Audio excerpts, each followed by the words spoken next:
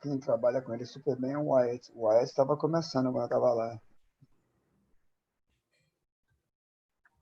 Aqui, entrou. Entramos. Boa noite, pessoal. Estamos aí de novo para mais uma performance extraordinária.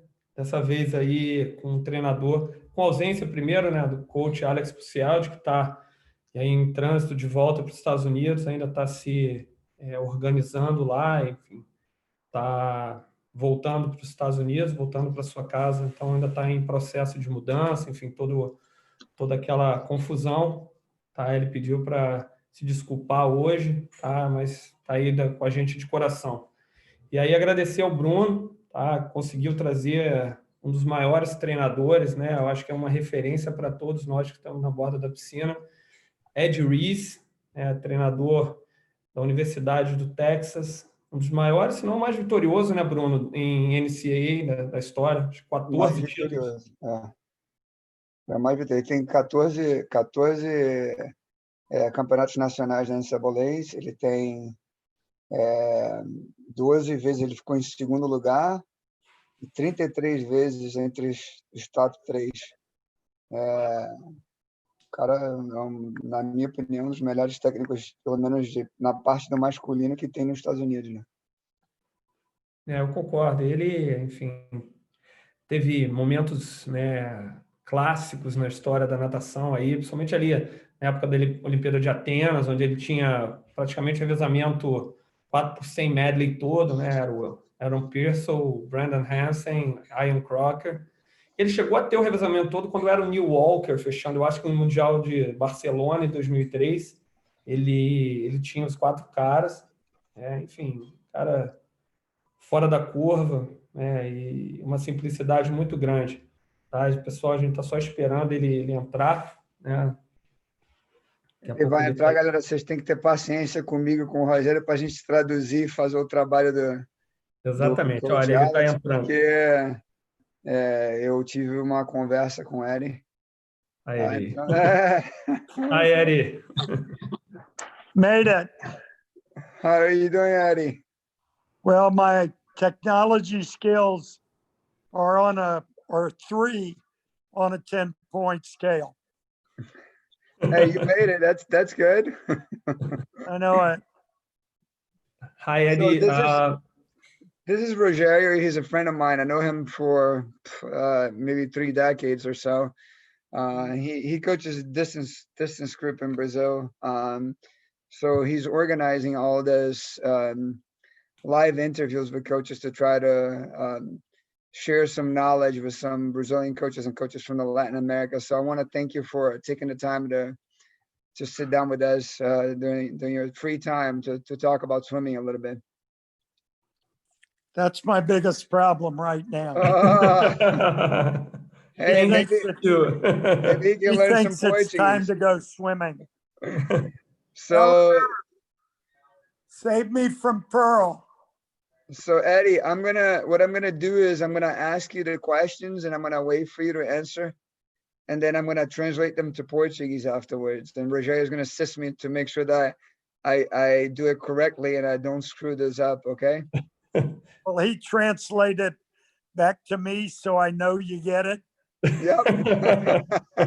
So Eddie, just before you start, I don't know if you know Djan Madruga. Do you know him? Sure. Yes. Djan brought the ASCA to Brazil in 2014, and he invited me to do the lecture and asked me to indicate a coach to participate. I told him that he should invite you. We have 6 years that we try to have you speaking for the Brazilian coaches. So now you know how important you are for us and how important is this moment for us. We have around 500 coaches waiting to hear from you, to learn from you. So thank you so much for your time. Glad to do it. And you know, I look a lot better than this in person. Hey, you look I believe skinnier, you. that's for sure. I believe you. You better hope so. Okay, let me just translate it really quickly. A gente tá, Bruno, é melhor você fazer a pergunta em português, né? Ou você quer que eu faça? então, eu vou traduzir o que a gente acabou de falar, que você... Aham. Então, o Eddie falou que o Rogério perguntou se ele falou se ele conhecia o Djan Madruga, né? Aí ele falou que conhecia o Djan e que ele falou que o Djan trouxe a clínica da Asca para o Brasil Em e ele 2014. em 2014 está perguntando quem que ele queria que trouxesse para falar na Asca para os técnicos brasileiros. E nos últimos 6 anos eles estão tentando trazer o Eri para falar com os técnicos sem conseguir trazer. Mais alguma coisa, Rogério? É isso que a gente teve a oportunidade, né, de tentar trazer ele. Acabou vindo o Bob Steele, Eddie, Bob Steele were here in the first ASCA Congress, but we really wanted to have you, so it was very important. It's very important for us. Well, I love to do this. I learn a lot along the way just from the questions. Good, good. Ele falou que adoraria ter a oportunidade, que ele aprendeu muita coisa só pelas perguntas que foram feitas. Então, a primeira pergunta que a gente tem para Eddie, I'm going to add another question to that list, if you don't mind. Whatever. I'm the one that throws the curveballs. I am not the nice guy here, so. So, a primeira pergunta é para saber se ele conhece, o que ele conhece, o que ele sabe da natação brasileira e dos técnicos brasileiros, né? Yes. Eddie, the first question for you is that what do you know and what do you think about Brazilian swimming and the Brazilian coaches?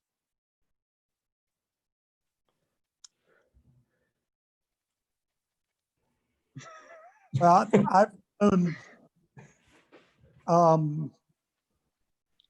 ever since Ricardo Prado, Djan Madruga.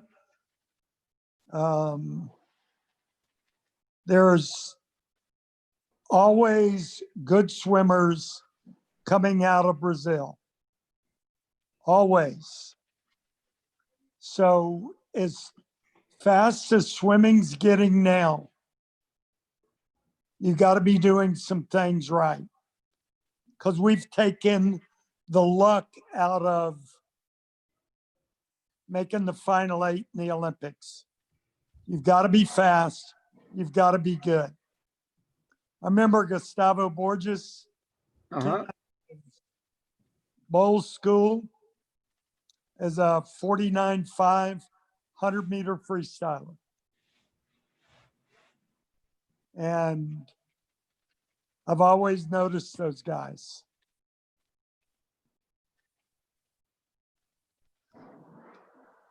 Então, a resposta do Eri é que desde da época do Ricardo Prado e do Djan Madruga, tem sempre muitos nadadores bons vindo do Brasil. E ele diz que para você ter nadadores que nadem bem, fazem final olímpica, os técnicos têm que estar fazendo um trabalho forte, um trabalho bom com os atletas. E aí ele falou que ele lembra da época do Gustavo Borges, quando ele foi para a escola Bowles, aqui na Flórida, e depois foi nadar em Michigan, né? Que ele nadava 49,5 no 100 livre, né? Quando ele veio para cá, e os resultados dele, né? Eddie, do you know that Gustavo Borges' son is now swimming at Michigan like his father? Actually, I recruited him. I thought he was the best physical specimen I've ever seen. He's real tall, long arms. His blood vessels look like lane lines. They're so big. Yes. I think he needs to aim for a 200, and he is doing that at Michigan. Short course, I think his 100 long course, he's going to beat his dad by over a second. We believe it. I would love to have had him come to Texas. Good to hear. Good to I'm hear. no Então, a pergunta do Rogério foi se ele sabia se o filho do Gustavo Borges estava nadando na Universidade de Michigan. E ele falou que ele tentou recrutar o filho do Gustavo para nadar, né? E ele não conseguiu, porque ele achou que, em termos de biotipo físico dele, era um dos melhores atletas que ele estava recrutando na época, em termos de tamanho dos braços, da amplitude dos braços e do comprimento das pernas. E ele acha que ele está nadando um 200 livre muito forte em curta, e o tempo dele no 100 na longa, ele acha que ele vai nadar pelo menos um segundo mais rápido do que o tempo do Gustavo, na época que o Gustavo nadava. Okay, Eddie, now we're going to go right on the script to go back to question number 1. So the first ones were bonuses. So we heard a podcast of you where you say you left out a little bit of muscle memory, the philosophy, and you brought into a little more neural training in the last 4 years. What have you found in contracts between the two of them, and how were you able to smoothly transition from one to the other and have some success? All right. First of all, it's never all one way or all the other way. It's just a way of thinking about it. Would you like me to stop every couple sentences?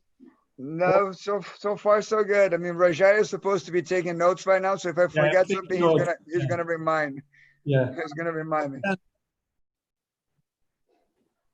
Basically, the neural training or brainwave patterns has to do with the best possible stroke at as close to stroke rate for a race that you can get. We call it race rate strokes. And so we started on Tuesday. We do sets where we do, for middle distance guys,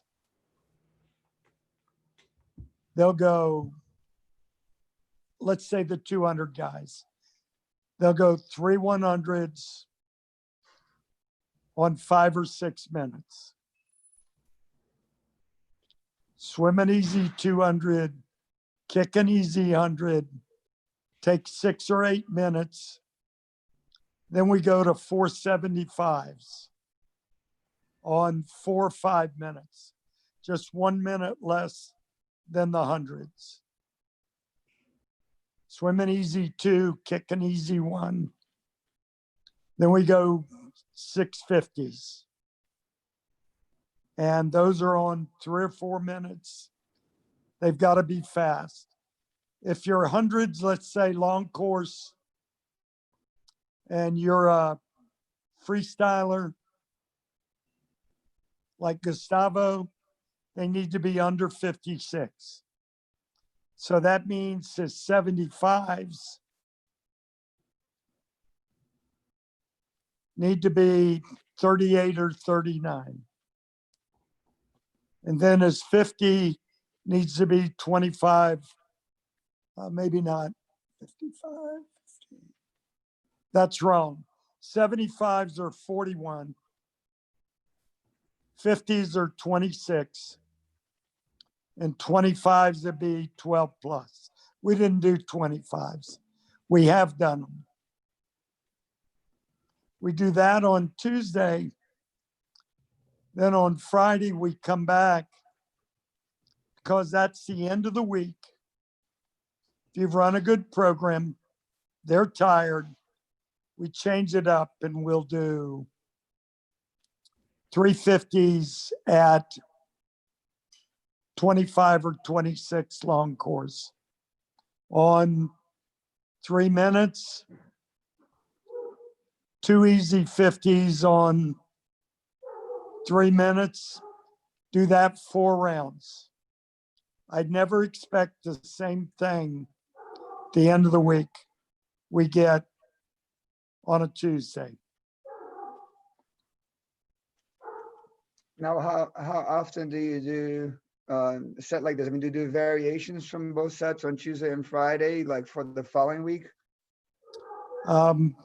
Sometimes we do, for the stroke people, we'll do 4 broken 300s. And they'll do a 150. Long course, it'll be on 215. And then 350s on 50. And that would be flying back. Breast to be a little slower, free would be a little faster. And they will descend the first 3 300s and the 4th one fast. Distance guys go broken 500s, going a 2, 200, 2 1s, 2 50s. Their 200s on about 230, 2 1s on 115, 2 50s on 50. And they'll do 3 of those. Second, third rounds need to be fast.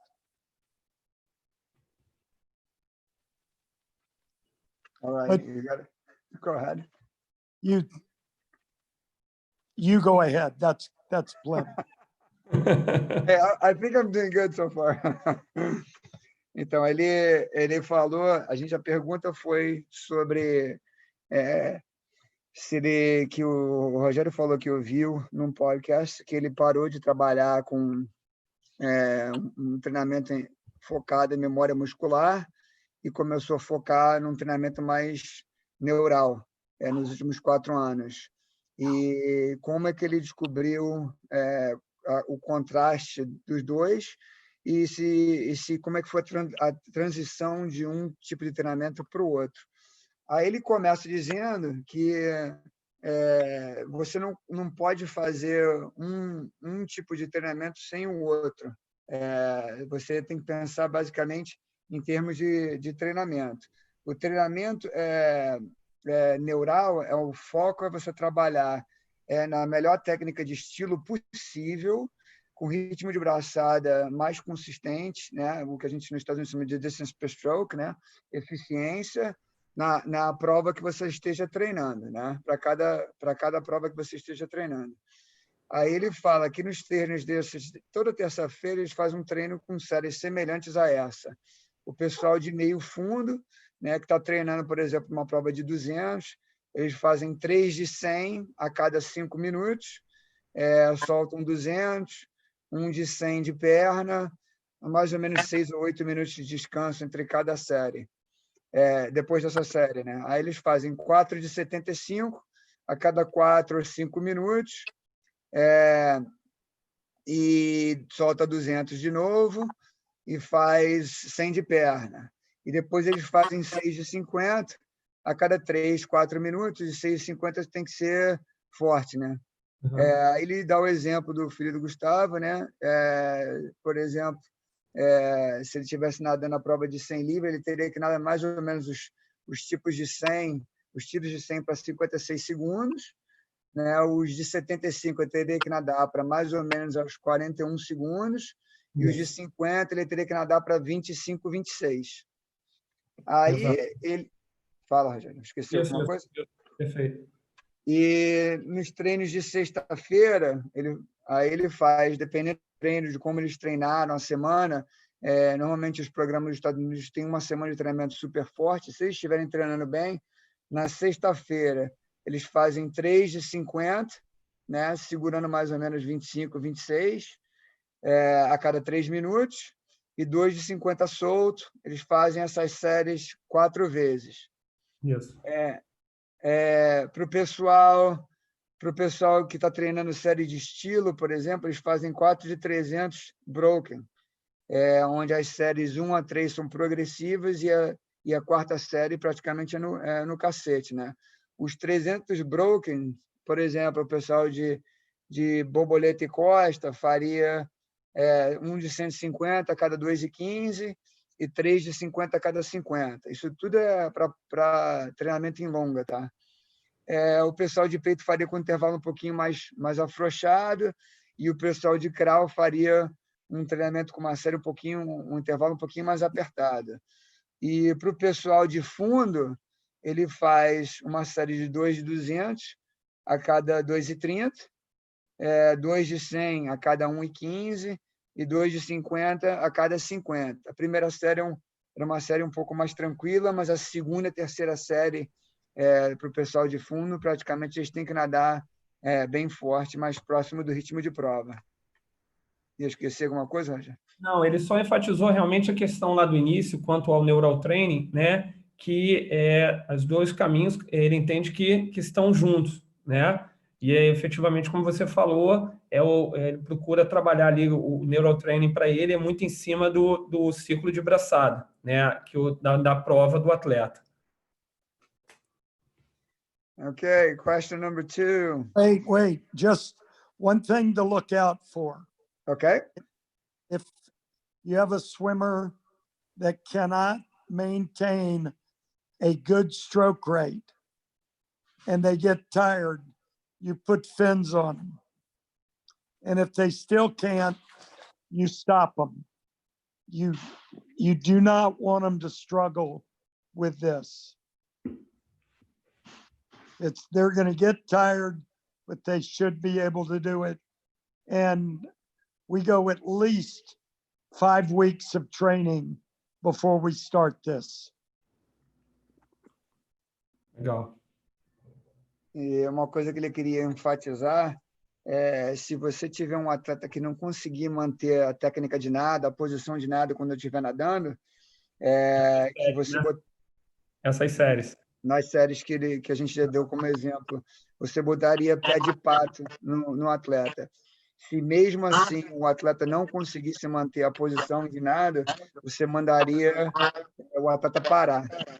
Você não quer que o atleta continue a nadar uma série assim, onde a técnica de nada praticamente cai aos pedaços, né? E ele colocou também que para ele entrar nesse tipo de trabalho, os atletas vêm com 5 semanas de treino, teoricamente um período mais aeróbico, aí trabalhando o que ele falou, né? Completando o que ele falou com relação aos dois sistemas trabalharem juntos. Primeiro ele trabalha a parte mais aeróbica, preparando o atleta para entrar nesse tipo de trabalho e principalmente suportar essa técnica perfeita na fadiga e no estresse. Anything else for that, Eddie? I'm good. Okay. Another question. We know that your program gets harder and change every year in order to improve. As we hear it from your seniors that you feel sorry about the incoming freshmen. You're well known for not writing. It says program, but it's writing the workouts and events, I guess, and creating a workout on the spot, basically never repeating the workout. How are you able to manage everyone's progress throughout the season?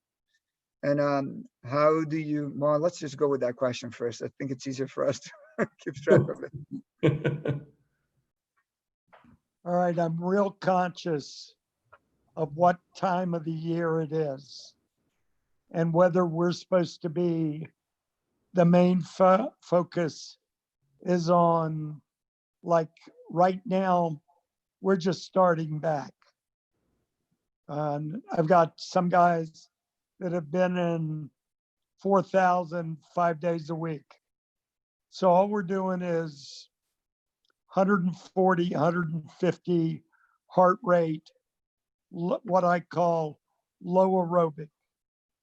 And I don't expect anything fast now.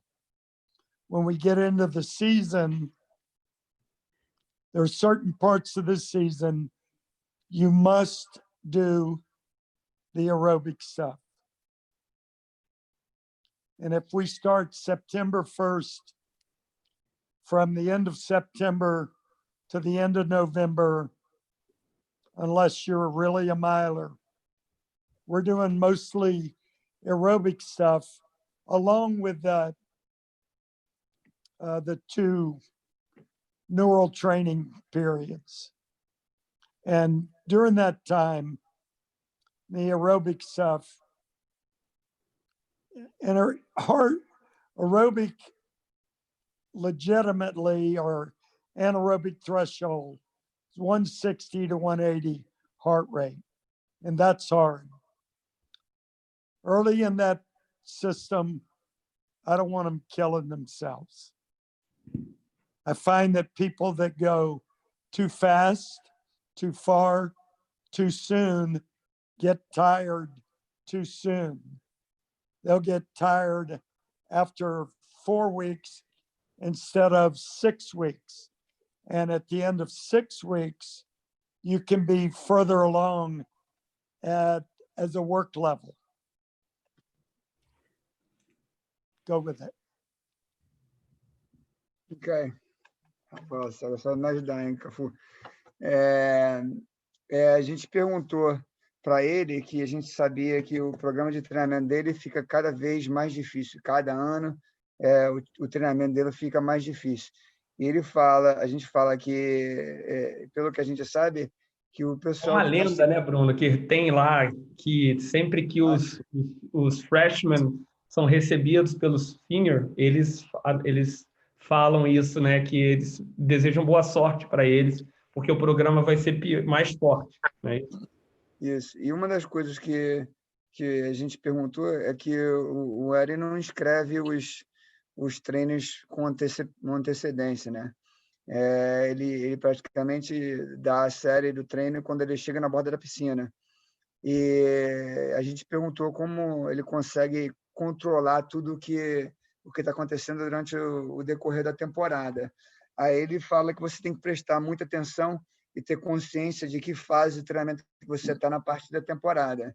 E você tem que saber qual o seu foco principal durante aquela fase da temporada. Ele falou que, por exemplo, agora ele tem atletas que estão voltando a treinar agora, que estavam nadando entre 4 e 5 mil metros por dia. E ele fala que o foco agora é você nadar com batimento cardíaco entre 140 e 150 batimentos por minuto. E durante a temporada, você tem que fazer um treinamento aeróbico bem forte, mais ou menos em setembro e novembro, na época de setembro, final de setembro, meio de novembro, você tem que fazer uma parte de treinamento aeróbico, você trabalha um pouco do threshold deles também, um treinamento de batimento cardíaco entre 160 e 180. E uma das coisas que ele percebeu é que se você trabalhar com os atletas muito cedo na temporada, você trabalhar a intensidade muito alta no início da temporada, fazer uma série de threshold muito cedo durante a temporada, por um período mais extenso, de 3, 4 semanas, eles se cansam no final das 4 semanas, eles não conseguem segurar. E se você começar esse tipo de treinamento um pouco mais tarde, eles conseguem fazer um tipo de treinamento durante um período mais longo, de 6 a 8 semanas. E completando, ele colocou a nível temporal, né, que ele faria ali, imaginando um início de 1º de setembro até o final de setembro, ele trabalharia no low aerobic, né, um aeróbico ali, como ele falou agora, de 140, 150 batimentos, e que depois de final de setembro até novembro, ele trabalharia 2 sessões semanais de neural, né, treinamento neural, na forma que ele trabalhou ali nessas 2 séries, e trabalharia também faria também algum trabalho aeróbico a nível de limiar anaeróbico, né, o que eles chamam de threshold, mas que ele seria ali no máximo 180 batimentos, por isso que o Bruno falou mesmo, de não desgastar o atleta além disso, né, ser bem coerente com a organização do programa, para não ir estressar ele tão rapidamente. Eddie, how do you divide the week? Because we hear that it's constantly changing, as swimmers never know what to expect on a given day.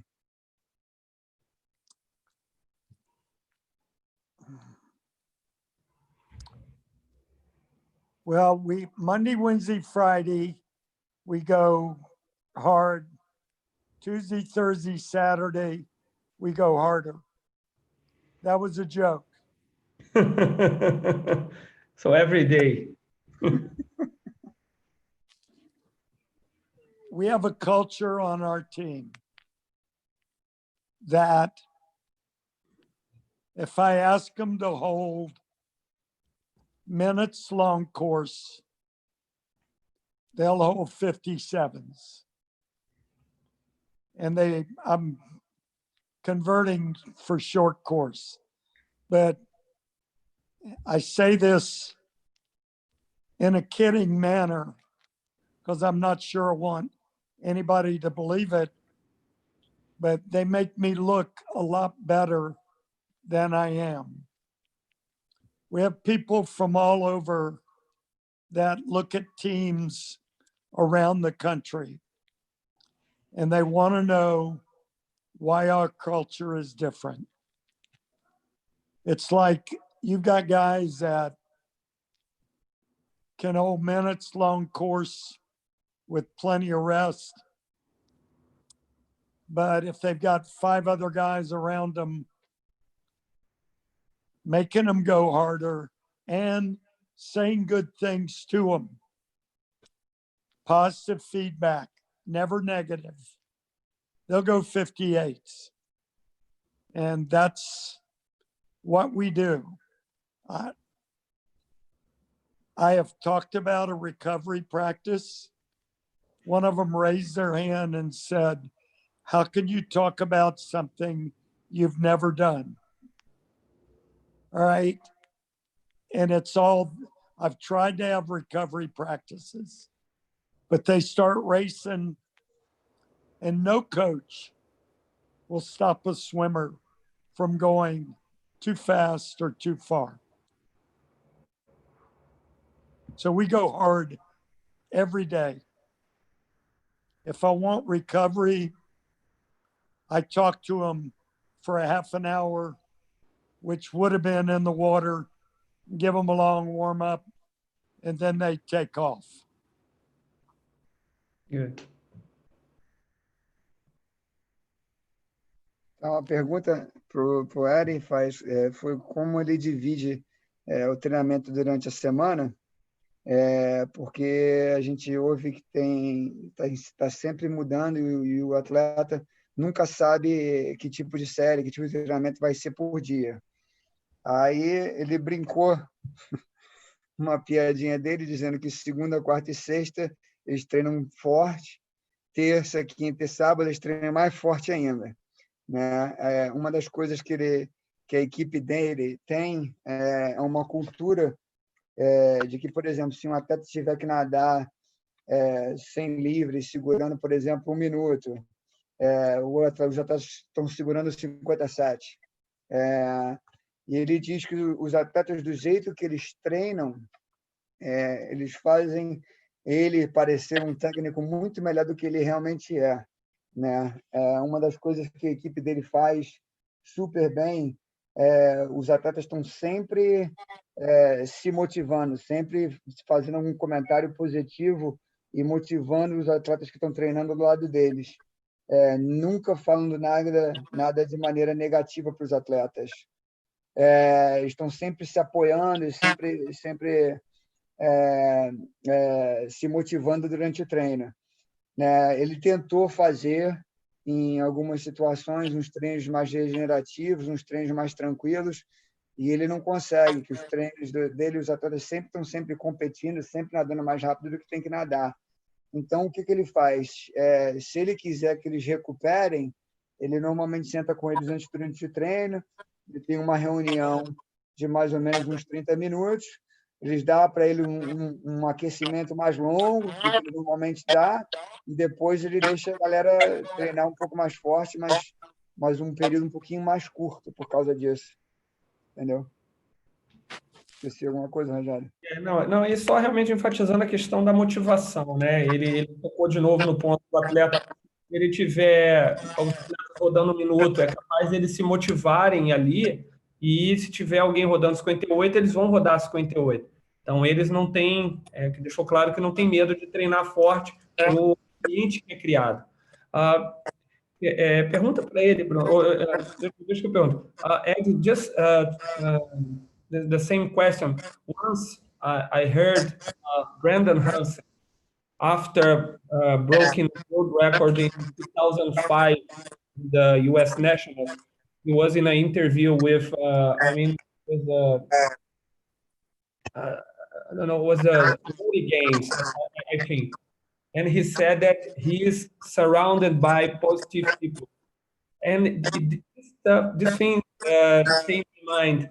Do you think the most important thing in your program is the environment, is the motivate people surround the program?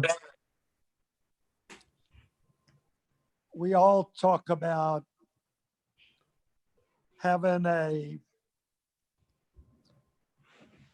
psychological expert come in for a weekend or to talk to the team to get them up.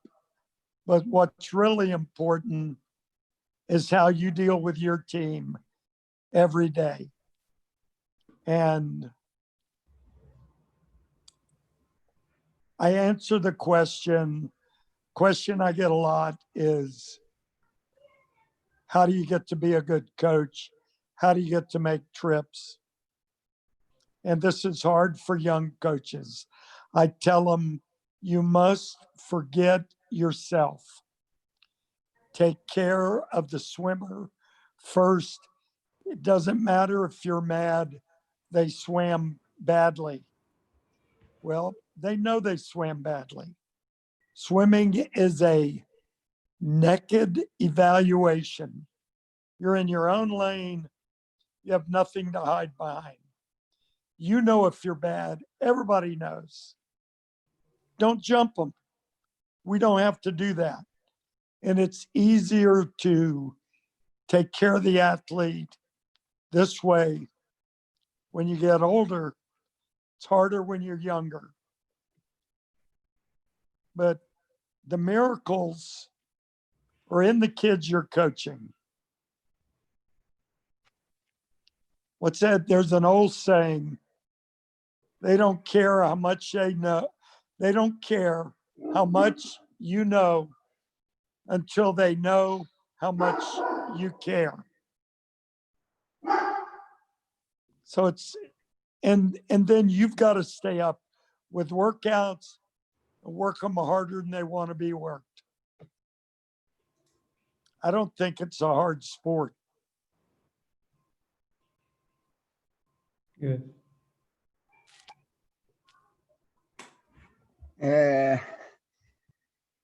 Oh, man.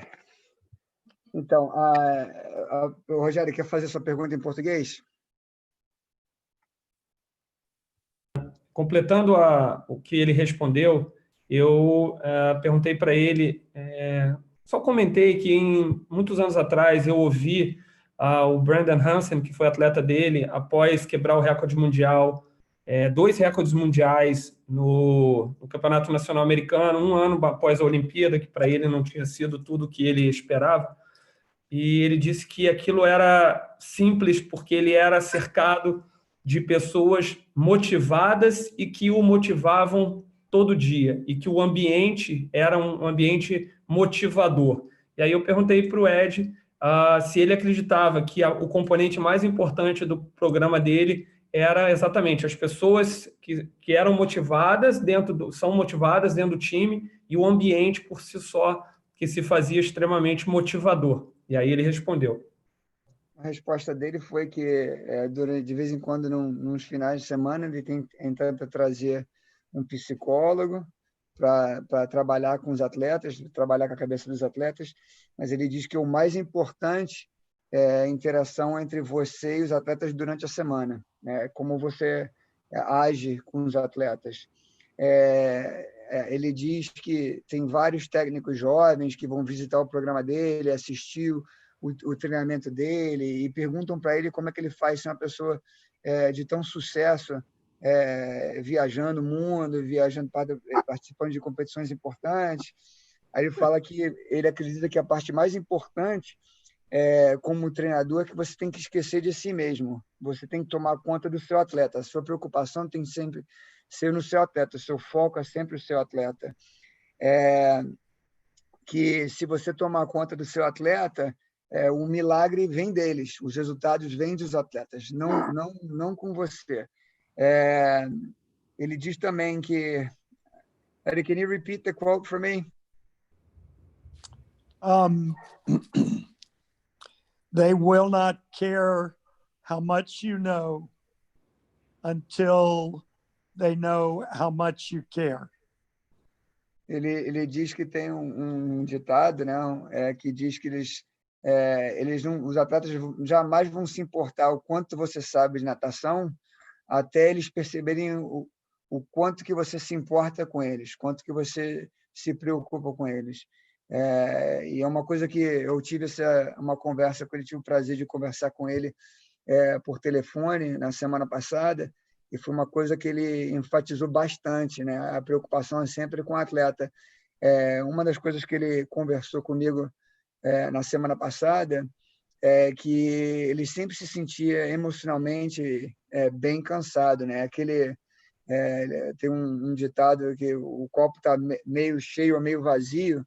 Ele sempre achava que o copo dele estava sempre cheio, né? E quando eu conversei com ele, ele diz que ele conversou com a esposa dele, que estava sempre preocupado com os resultados dos atletas, ou às vezes insatisfeitos, e ele estava querendo entender, e que a esposa dele deu um livro para ele ler, um livro de 90 páginas, bem pequeno, onde ele fala que se ele se sente dessa maneira, que o copo dele está sempre cheio, ele está fazendo um trabalho certo. Ele está sempre se preocupando mais com os atletas do que consigo próprio.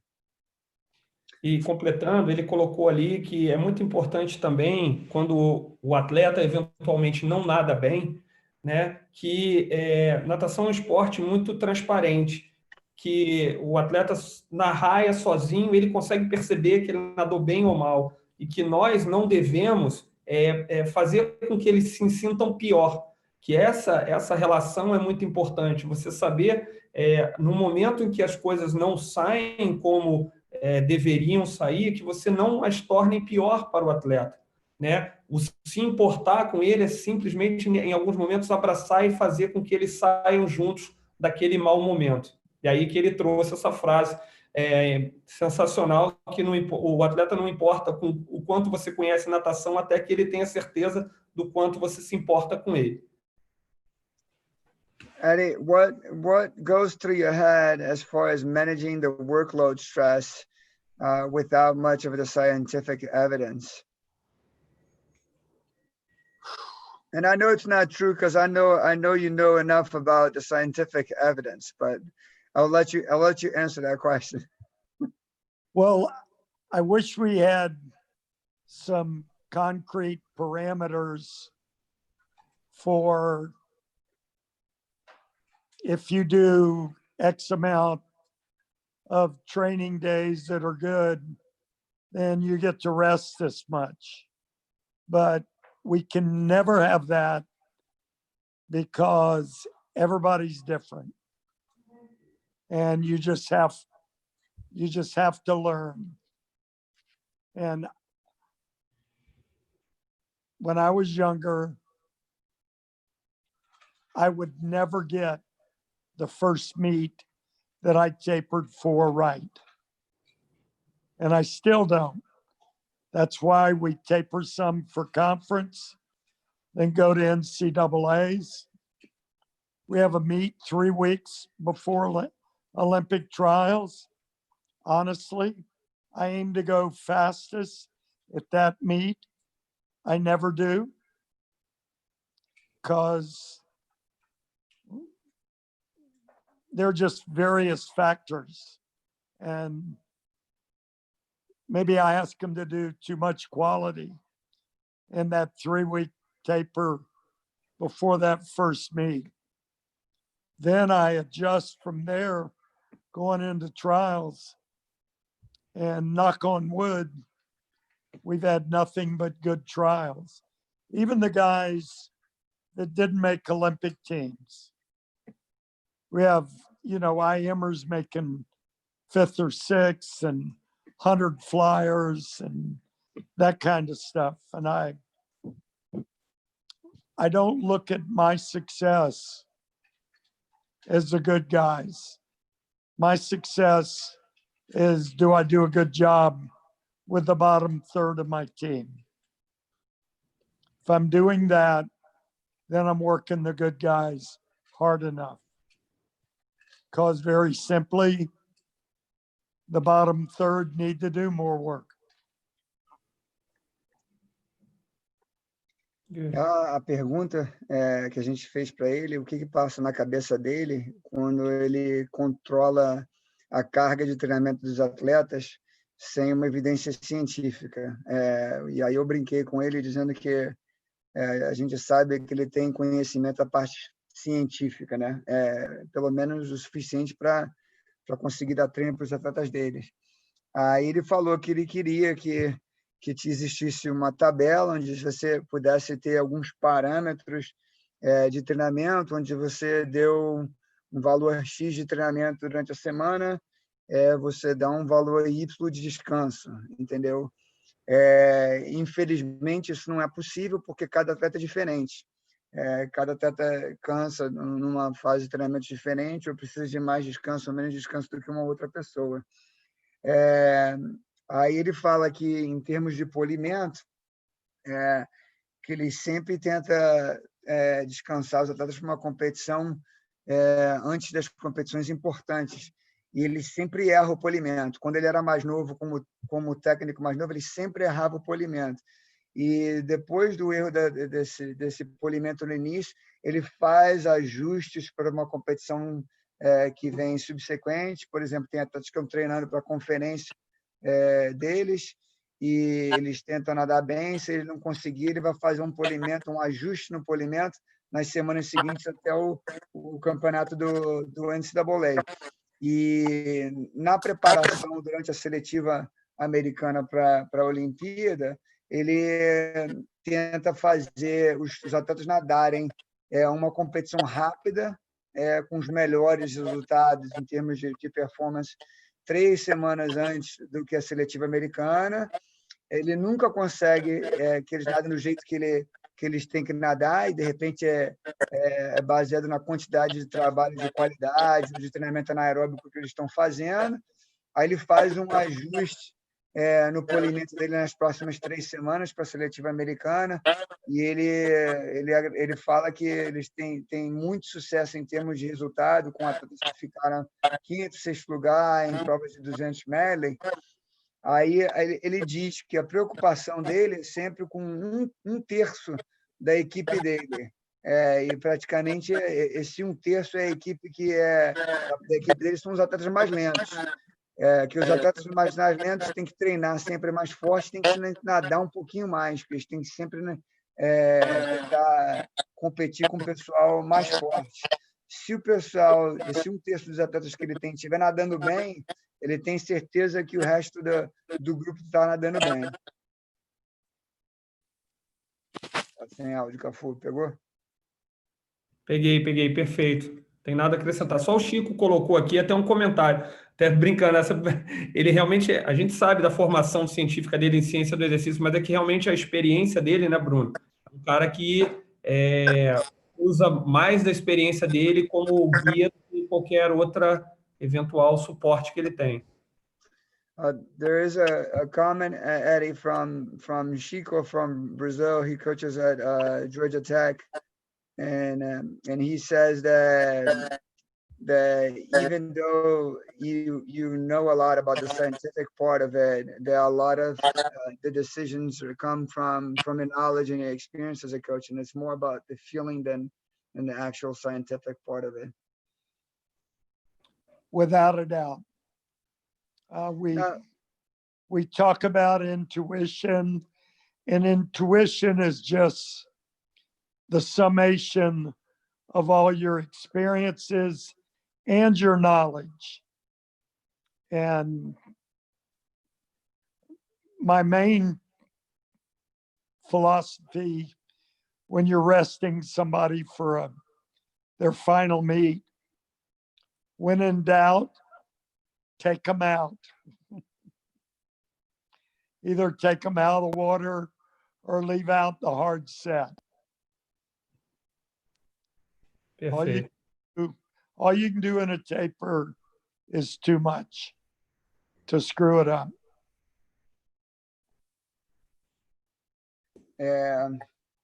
Eu fiz o comentário do Chico, né? Aí ele falou que a intuição não é nada mais do que a soma de experiência, né, como técnico e o conhecimento, né? A filosofia dele em termos de descanso, ele diz que se você tiver na dúvida do que você tem que fazer com o atleta, na fase de polimento, você ou tira o atleta da série que você estiver trabalhando, ou então você tira ele do treino. A maioria dos erros que os técnicos fazem é acabar fazendo demais. Então, se você tiver na dúvida se você está fazendo certo, não está fazendo certo, e você acha que está fazendo muito, você toma uma atitude mais de precaução e decide tirar o atleta ou da série ou o atleta do treino durante o polimento, né? Eddie, what are your thoughts and ideas about developing an age group swimmer into a world-class caliber swimmer?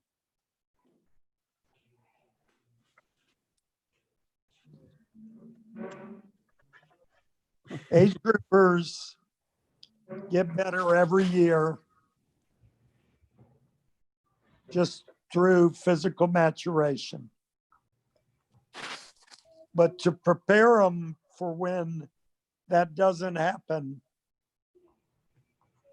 an aerobic background at a young age, 11 to 13 for girls, 12 to 14 or 15 for boys, because at that time, their bodies are still developing and it is easier to change the heart and the vascular system at those ages. You can still change it at 22, but it's a lot harder, takes a lot longer.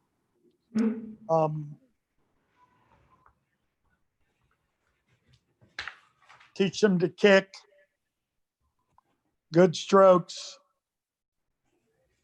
and the ability to race.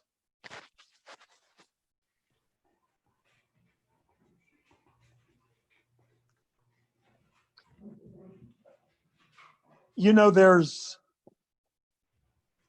a thought that you can't break 50 for 100 meters free unless you can flutter kick on a board under 30 seconds for 50 meters from a push.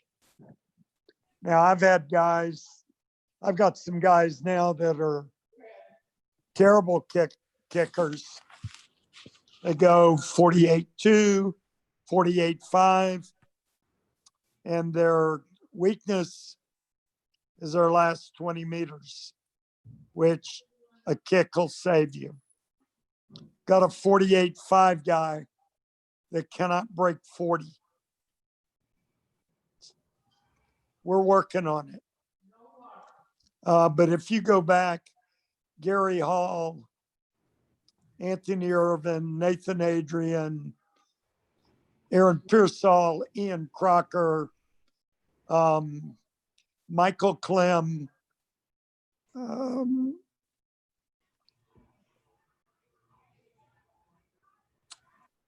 Popoff, Garrett Weberdale, all those guys, Phelps, they can break 30, 50 meters flutter kick. Garrett Weberdale went 27.2 in a jammer in training camp before Beijing. I think it's really important. It's not the only thing. Maybe you can't break 30, but you can get better. 2 ways to get better. Ankle flexibility, which is very difficult. You got to do it when you're watching TV, when you're in class. You got to stretch those ankles. And then you got to kick hard at everything. That's what I'm working on. In about a week, we'll be in good enough shape to work on that.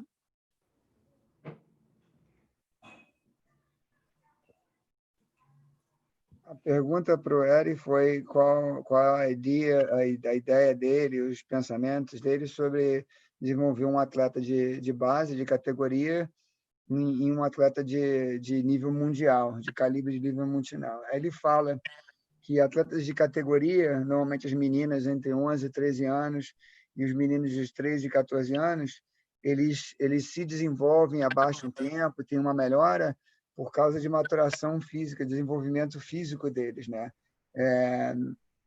Desenvolvimento de batimento cardíaco e do sistema vascular. E você conseguir isso, um atleta de 22 anos, não que não seja impossível, mas é muito mais difícil. Uma das coisas que ele acha super importante é você trabalhar com o atleta, você tem que ensinar os atletas a bater perna, né? Trabalhar com técnica de nado,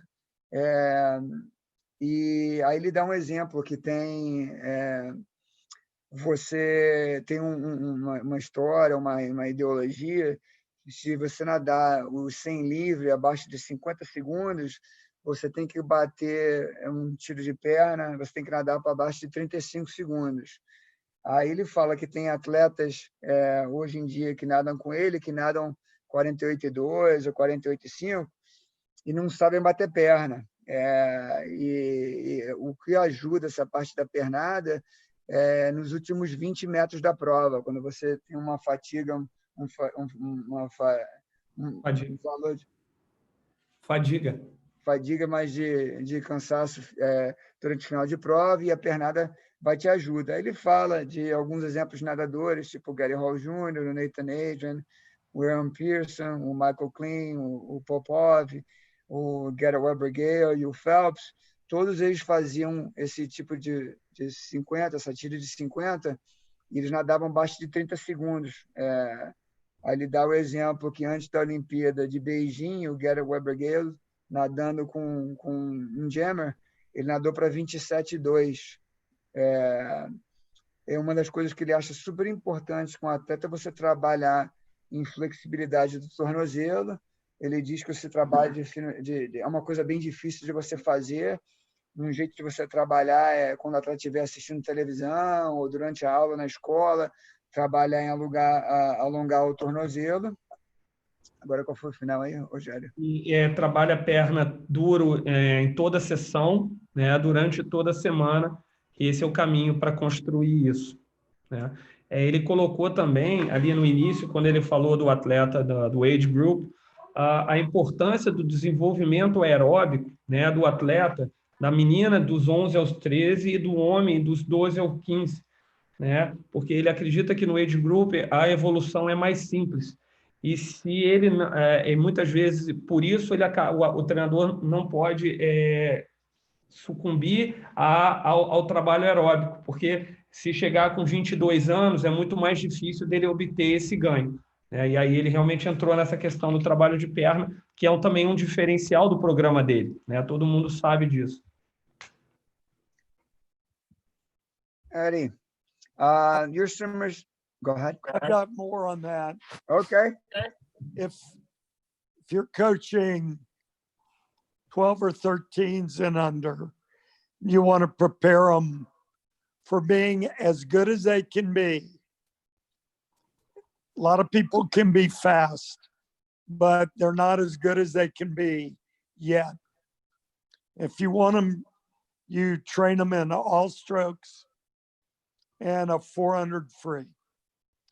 The 13 to 16, 200, 400 IM, 800 free. before the big suits came out, if you were under 420, 400 meters IM, you were world ranked. We had 12 guys there. 10 of them came out of the mile. 2 of them, one of them was a 210 breaststroker, one was a 212 breaststroker, long course. But to be a good 400 IMer, I think you've got to not just swim a good 800, but train for it. Not your whole week, but a couple times a week. If you look at a lot of your 200 flyers from the past, they were good 200, 400 freestylers. All my butterflyers that swim 200 yards butterfly swim the 500 free. And that ensures that they'll be strong enough with background enough, swim 200-meter fly.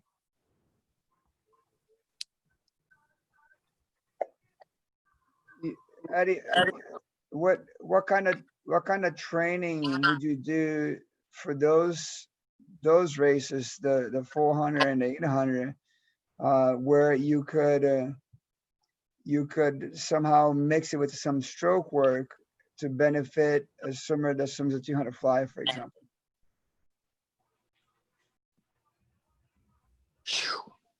Well, there are probably 1,000 ways to do that. I like to go 100 free on 120 and give them a time to hold, let's say long course a minute, and then go 350 flies on 45. Ideally, they go 30s or 31s, but I just want them to hold a breathing pattern of 2 up, 1 down, or 3 up, 1 down. Use the appropriate number of kicks off the wall and head down last 3 strokes into the wall. So that's 100, 350s, then an easy 50 on 130, and do that 3 to 5 times, depending on how strong the swimmer is. And then sometimes my 200 flyers, they don't hit a stroke fly. They're doing 8 200s free, 8 150s free, 8 100s free. Then I might let them do butterfly on the 50s. But I want good aerobic effort on the 8 2s, 8 150s, 8 1s. How tight is the interval for those 200s? How much rest do you usually get on the wall, the 2s and the 150s and 100? Is that a short rest? 20 seconds on the 200s. About the same on the 150, 15 on the 100s. Now, in something like that, they're going to be holding 102s to 105 on the 100s, 212 to 215 on the 200s. So they're on like 230, 120 on the 100s. So that puts the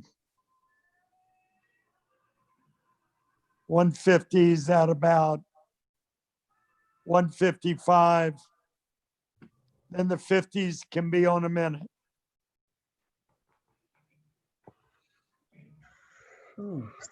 Okay. Calma aí, Rogério. Quer que eu pegue aqui? Ele completou. Começa falando. Ele completou o pessoal que ele sugere que o pessoal de 12, 13 anos, né, eles trabalhem preparando para ser o que eles puderem nadar de melhor dentro dos 4 estilos e também o 400 livre, né? 14 a 16 anos, eles já sugerem que os atletas nadem 200 e 400 medley e 800 livre. E aí, pessoal, só um complemento, é um pouco do que, inclusive, o Bill Sweeterham falou aqui conosco, né? Desse aerobic base, né? Desse trabalho aeróbico na formação deles. Então, você vê que o Ed entende que isso é importantíssimo para a formação do atleta, né? Quer continuar daí, Bruno? Porque ele falou que tem 12 atletas, e aí, enfim. Ele fala que na época que antes dos maiores das Bermudas chegarem, tinham atletas que nadavam abaixo de 4,20 no 400 medley, e a maioria desses atletas veio de provas de fundo. Eles eram nadadores de 1.500, né? Aí fala que tinha atleta que nadava 2,12 nos 200, e para você nadar a prova de medley, você tem que fazer um treinamento de prova de 800 livre, né? Por exemplo, se você for treinar para a prova de 200 borboleta, ele recomenda você fazer um trabalho de 400 livre e 800 livre. Para você melhorar a prova, por exemplo, de 200 borboleta, eu perguntei como é que você consegue trabalhar uma prova de estilo, você melhorar a prova de 200 borboleta, trabalhando um treino de fundo de 400, 800 de crawl, como você juntava o tipo de treinamento de 200 borboleta. Aí ele falou que tem 1.000 jeitos de você fazer isso, né? Aí ele dá um exemplo de uma série que você pode fazer um de 100, nadando de crawl a cada 1,20, segurando por volta de 1 minuto, 3 de 50 de borboleta a cada 45 segundos, você teria que nadar para 30, 31 segundos.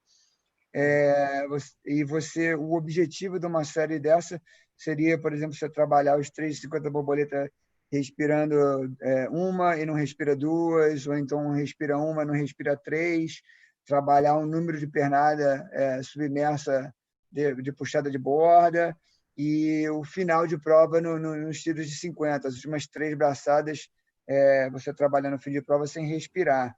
E depois você soltava uns 50 a cada 1,30 e fazia uma série dessa entre 3 a 5 vezes, né? Aí eu perguntei como ele treinaria uma prova de 200 onde ele mesclasse um treino com borboleta e de fundo. Ele falou que não deixaria o pessoal treinar de borboleta, nadar muita série de borboleta sem fazer um trabalho de crawl antes. Aí deu um exemplo de uma série de 8 de 200 de crawl, 8 de 150, 8 de 100, e ele falou que de repente deixaria eles fazerem os 8 de 50 de borboleta no final. Eu perguntei qual seria o descanso na borda, o intervalo. Ele falou que se fosse, por exemplo, em piscina longa, eles nadariam mais ou menos de 200 para 2,12, 2,15. O intervalo seria 2,30, mais ou menos uns 20 segundos de descanso. Os de 150, mais ou menos a mesma média, sairiam a cada 1,55. Os de 100, com mais ou menos 15 segundos de descanso, estariam segurando em 1,2 e 1,5, um intervalo de 1,20, e os 8,50 de borboleta no final seriam a cada minuto.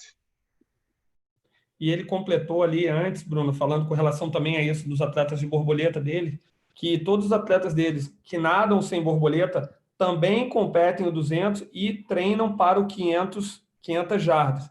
Então, é uma filosofia dele que os atletas de borboleta especificamente treinem um pouco para meio fundo, e se forem atletas de 200 borboleta, que eles treinem para o 800.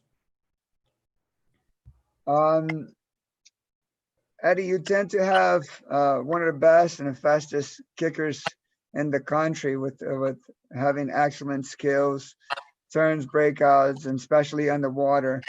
How are you able to develop such a thing in a short period of time, considering you only have those athletes for an average of 4 years? Some of them will probably stick around and stay there longer.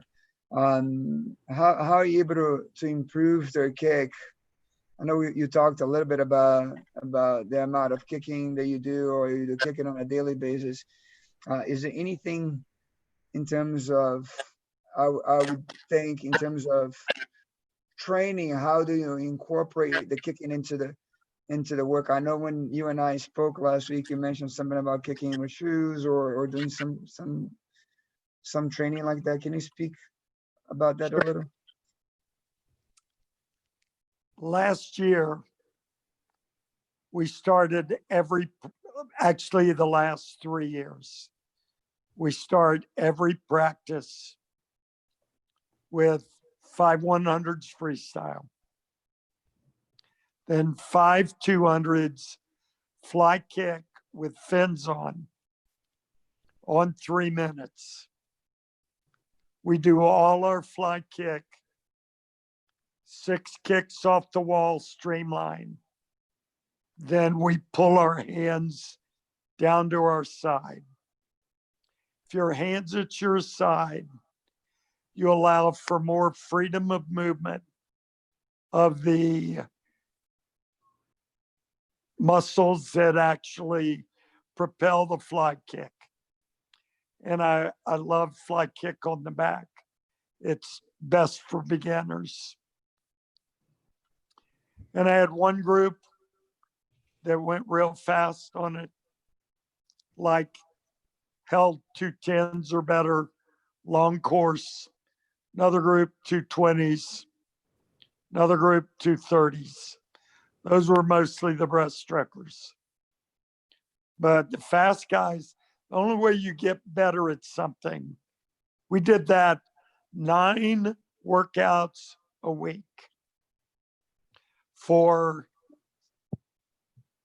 till we started tapering for our invite in December. So we did, like, let's just say 20 weeks first semester, 20 weeks second semester. And then had we gotten in the water in April, we would have done it for 2 months. If you want them to get good at something, once a week will not do it.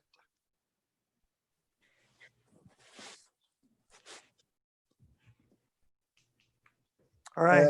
A minha pergunta para ele foi que ele tem sempre nadadores que têm pernada muito forte, nos melhores nadadores em termos de pernada nos Estados Unidos, e como ele consegue desenvolver num período tão curto, né, na carreira de atleta universitário que eles têm, o trabalho de perna com os atletas dele.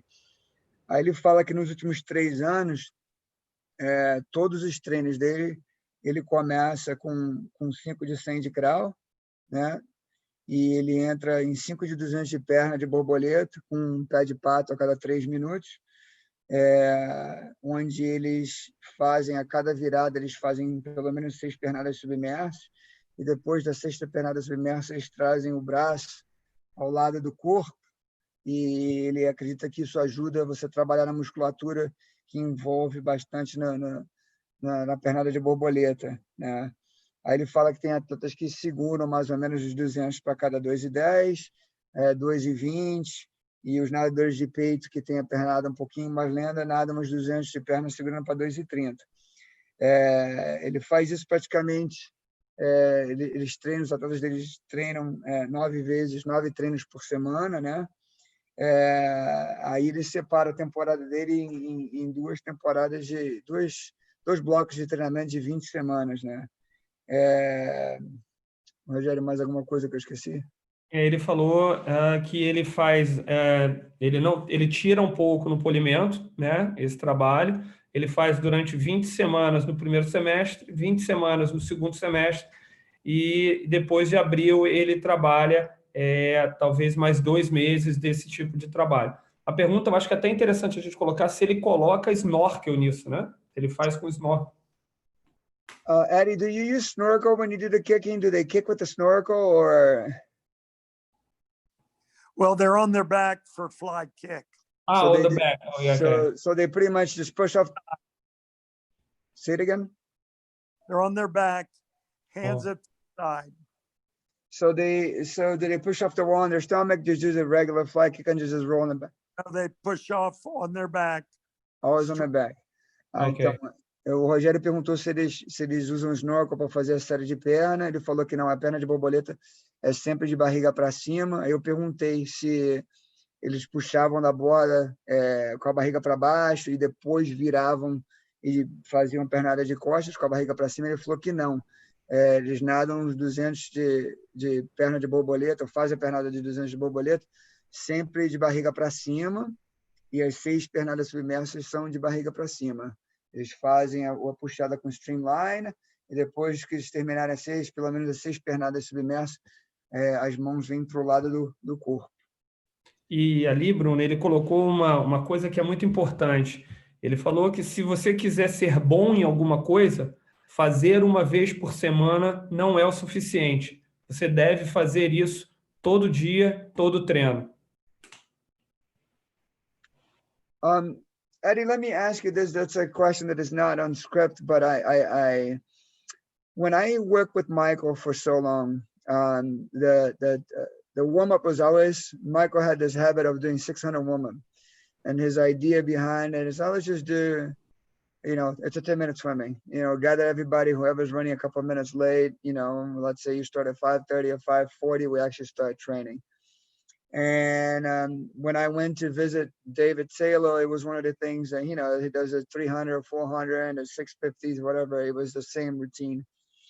One of the things that I noticed with at least my age group athletes was that they think it's boring after a while. It's like, oh, it's a 600, it's a 600, it's a 600. So in the last couple of years, I've made a conscious decision of changing it. I may do 4 150s. I may do 6 100s free back. It may add up to 600 or it may not. What are your thoughts? I mean, I think it's probably easier for a college athlete to kind of stick to that protocol than it is to an age group swimmer. Am I wrong? Well, up until about 3 or 4 years ago, I never did the same warm-up. It was always different. And I just decided I've got to work on fly kick. It's the 5th stroke, and it's the 2nd fastest. And not everybody can kick like a Joseph Schooling, but they can all get better.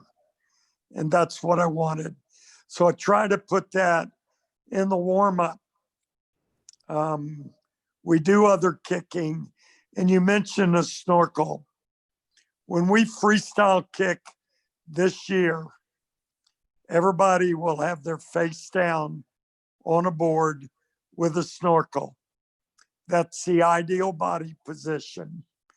We tried to do it without a board, but it ends up with your hips and feet being too high.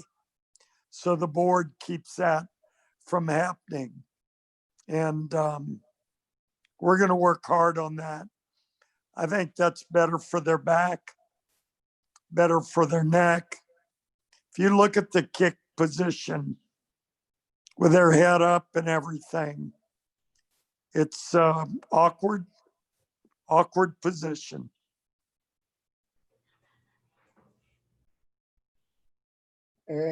A pergunta que eu fiz para ele quando eu trabalhei com Michael Lober aqui em Coral Springs é que o Michael sempre fazia um aquecimento que era sempre 600 de aquecimento. Todo você começava o treino, você entrava, galera, vamos fazer 600 de aquecimento. O aquecimento era sempre o mesmo, não tinha variação nenhuma. Quando eu visitei o David Sala na USC, ele fazia 400 de aquecimento de 6 de 50.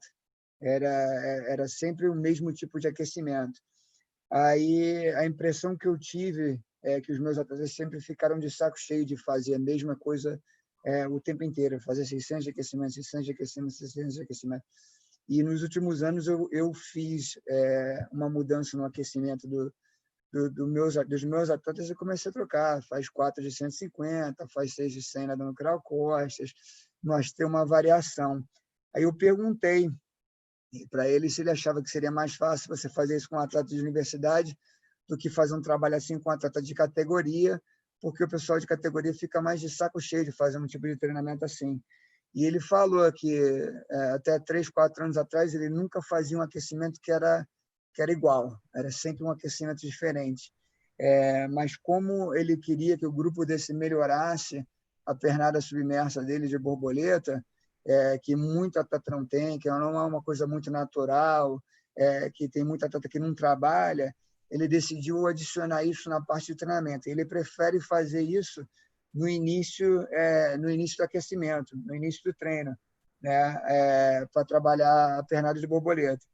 Aí ele diz que ele adiciona a pernada submersa, ele tentou fazer um trabalho de pernada de crawl também, porque o Rogério tinha comentado antes, eles faziam um trabalho de pernada de crawl usando snorkel, e ele falou que eles tentaram fazer um trabalho sem o snorkel, mas por causa da posição do corpo, eles adicionaram o snorkel. O que aconteceu com o uso do snorkel sem a prancha foi que a pernada ficou muito alta e a posição do quadril ficou muito alta.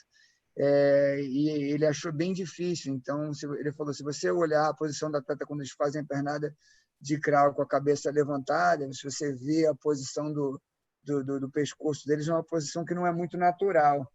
Então, é por isso que ele prefere fazer um trabalho praticamente de pernada de borboleta de barriga para cima. A posição do pescoço fica mais neutra, né? Sem botar muita pressão no pescoço. Isso. Mais alguma coisa, Rogério? Só tem mais uma pergunta. Eddie, I have one more for you. What do you attribute your success to it besides your own desire for the swimmer to strive on that matter? It's loaded.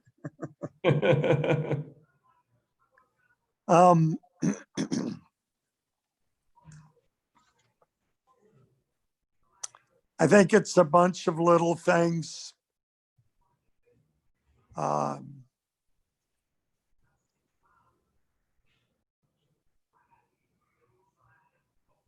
you treat people on a daily basis.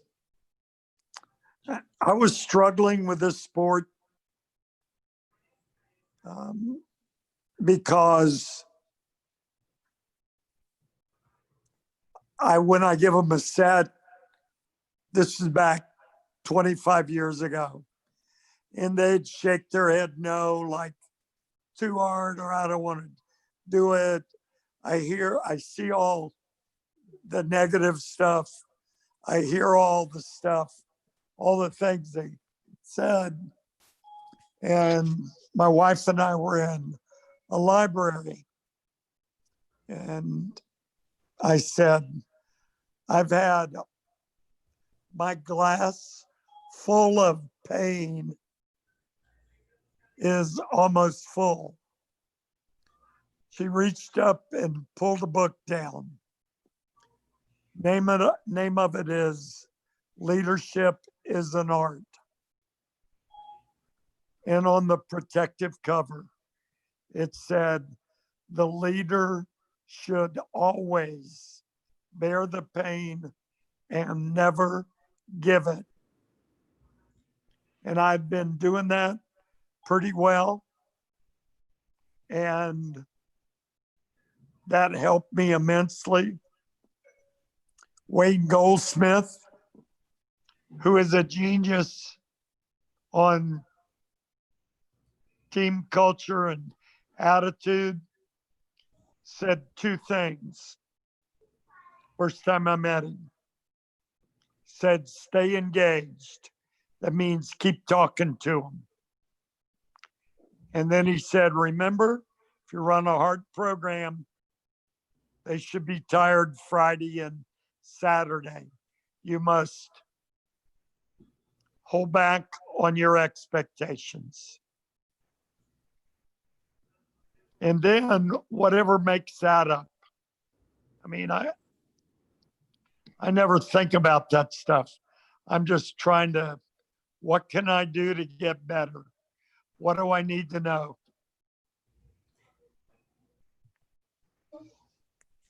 Good luck. That's a good one. A pergunta que a gente fez para ele foi o que ele atribuiria. Caraca, português. atribuiria o sucesso dele, além do desejo dele que os atletas melhorassem, né? Nessa parte de treinamento. Ele fala que é uma coisa que ele se preocupa muito como tratar as pessoas diariamente, né? Ele teve muita dificuldade trabalhando com atleta 20, 25 anos atrás, porque sempre que ele dava um treino ou dava uma série, os atletas reclamavam que a série era muito longa, a série era muito difícil, e ele foi com a esposa dele na biblioteca e pegou um livro chamado Leadership is an Art, e tinha, na primeira página do livro, tinha um quote, uma mensagem que dizia o seguinte: o líder tem sempre que absorver a dor e nunca passar a dor para os atletas, né?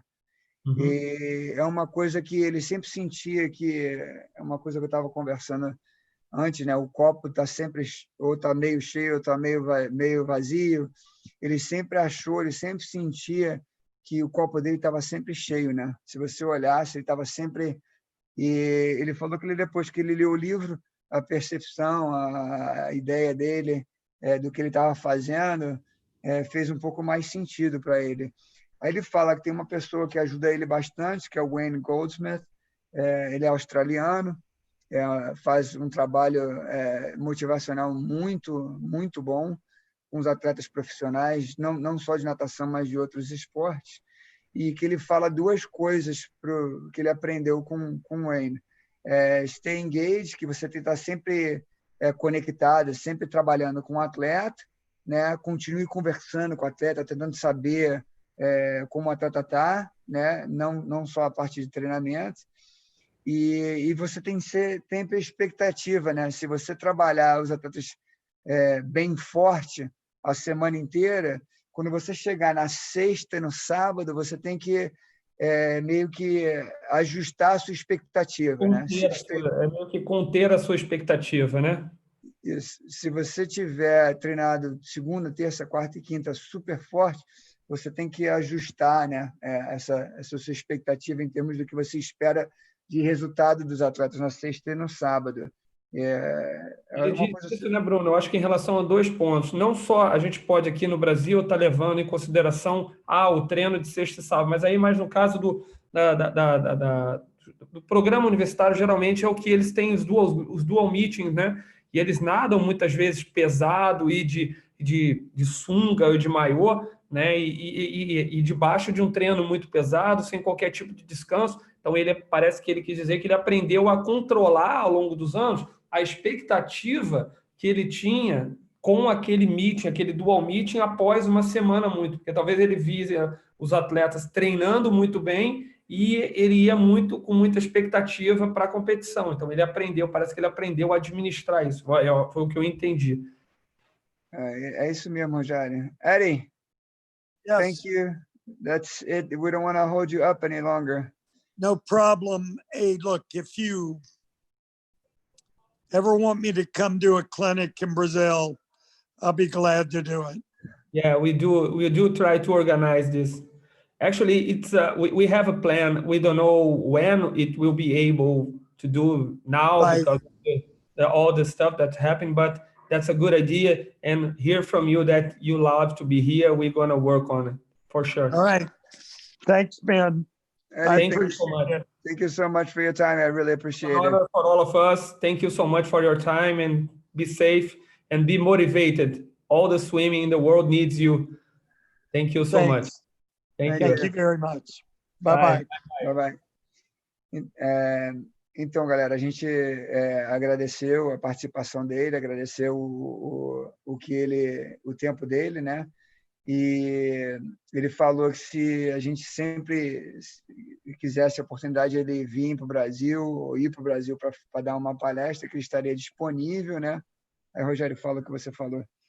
Eu falei para ele que sempre foi uma intenção nossa trazer, como eu havia começado falando lá desde 2014, e é bacana, é importante para nós ouvirmos de um treinador desse nível, já com tudo que ele viveu, e até a verdade seja dita, com uma certa idade, né?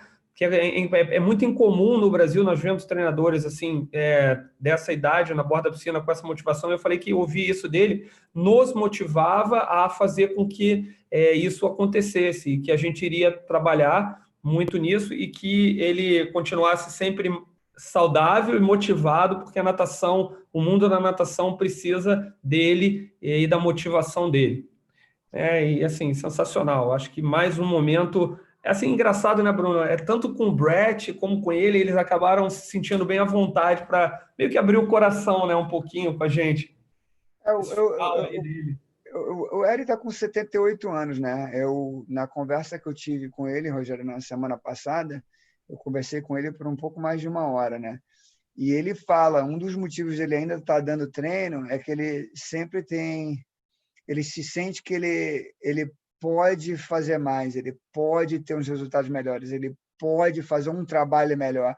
E por isso que ele tem dificuldade de abandonar o esporte, entendeu? Ele teve um problema de saúde alguns anos atrás, e havia a possibilidade dele parar de dar treino. Aí ele se recuperou, rolava sempre aquele boato, ele vai parar de andar, não vai de parar. Ele foi voltando aos pouquinhos, mas ele não consegue largar. E quando ele sentou para conversar com a esposa dele sobre o que ele ia fazer, se ele ia parar, se ele não ia parar, aí a esposa falou: se você for continuar, você vai continuar pelo menos até 2020, você não vai abandonar agora.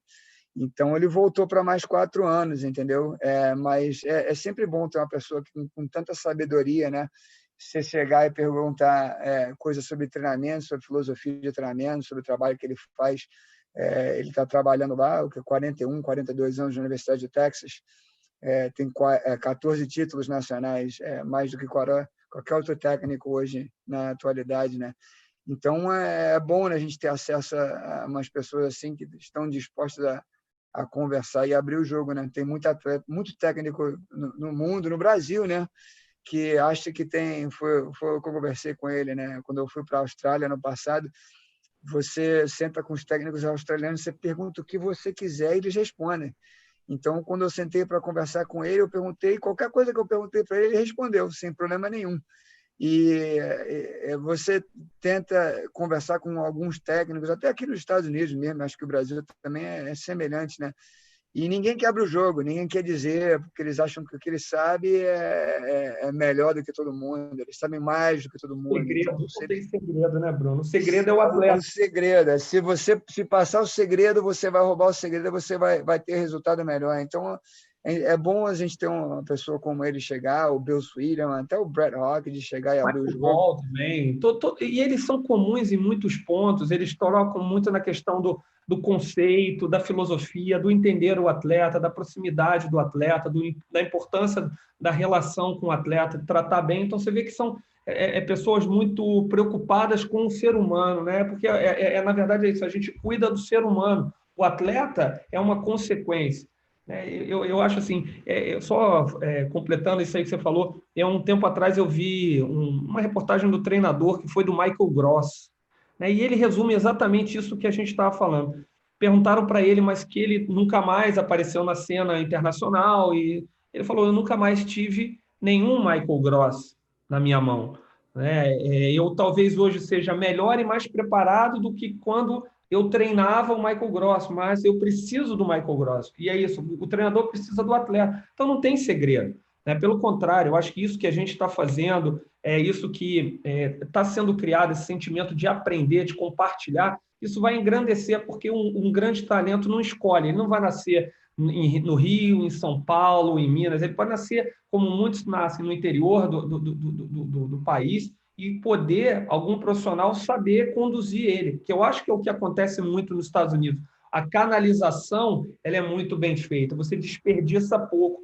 Eu acho que nós desperdiçamos muito e, quem sabe, após isso tudo, a gente passa a desperdiçar menos. Eu acho que, Rogério, que em termos de sucesso, você for ver os técnicos americanos, os caras têm um limite de 30, 60 atletas por equipe, mas eles estão recrutando atletas dos Estados Unidos inteiro. Então, do mundo, né, Bruno? Do mundo inteiro, é isso. Eu fui para o Mundial Júnior a quantidade de técnico de universidade que estava lá recrutando atleta estrangeiro, que quer essa possibilidade de vir treinar nos Estados Unidos com bolsa de estudo, é enorme. Antigamente, na época, eu tinha aqui Gustavo Borges, que treinava aqui, o Ricardo Prado, que treinava. O Michelena, né? Eu acho que o próprio Djan, o Marcelo Jucá, né? Isso, Eu acho mas era uma quantidade de atleta muito menor. Você não tinha esses atletas não tinham acesso. Pô, se você for ver Fabiola Molina, entendeu? Que foi para a Universidade do Tennessee aqui, a Flavinha, quando veio treinar nos Estados Unidos, Flávia De Laroli, que veio treinar aqui nos Estados Unidos com mais. O Pedro Monteiro, que treinou também no Canyon. Essa galera, assim, foram os pioneiros de atletas brasileiros que começaram a vir para fora, entendeu? E eu acho que, assim, eles têm acesso a esses atletas com a oportunidade de oferecer a parte de estudos que no Brasil você não tem, né, cara? No Brasil assim, Santa Cecília, né?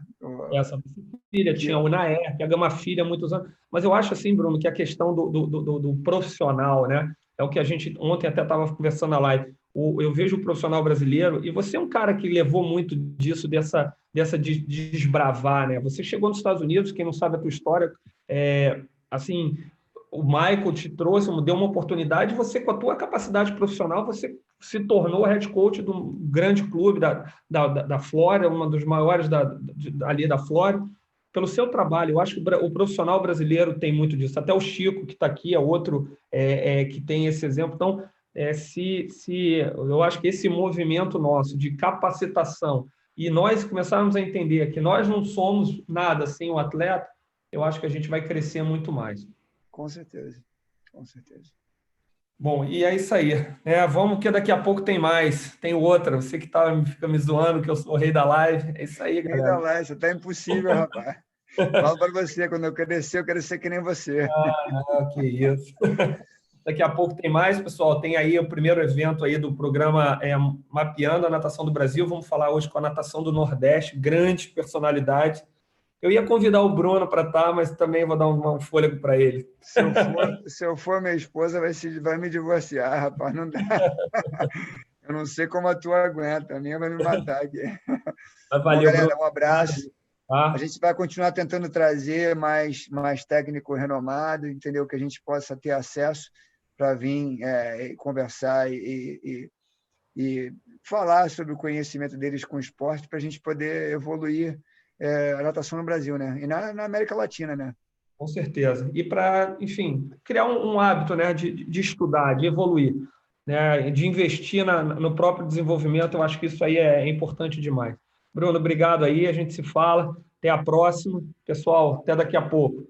Valeu aí. Um abraço grande. Um abraço, galera. Tchau, tchau. Valeu.